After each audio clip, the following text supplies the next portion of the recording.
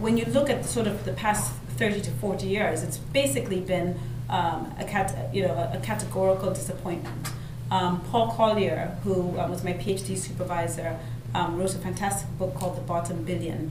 And he talks about how Africa is shearing off from the rest of the world. So you're seeing economic growth and all these amazing statistics of, poverty being cut by half. China now lends to the United States. You see serious improvements in education and so on.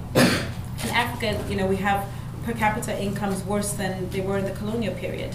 In 1970, 10% of Africans were living on less than $1 a day. Today, 70% of Africans live on less than $2 a day. Life expectancy has come down over this period. In Zambia, aside from HIV/AIDS, but also infant mortality, life expectancy is 38. This is completely unacceptable. And at the same time, over $1 trillion of aid money has gone to these countries. So, what kind of system is it that is allowed to perpetuate for 60 years with very poor results, where we're rewarding bad behavior?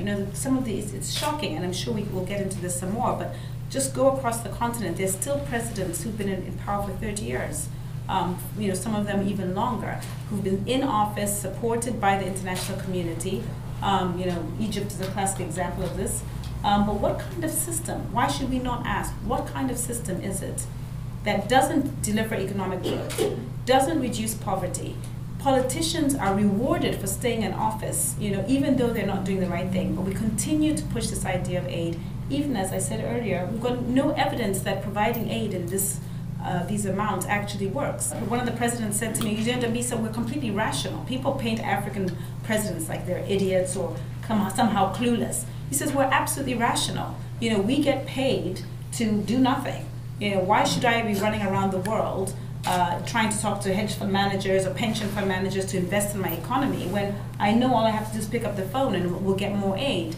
And in fact, what's worse than that, if I can show that I have more poverty, more disease, more political instability, I get more money. And I was like, what kind of a system is this? But this is the reality that we live in.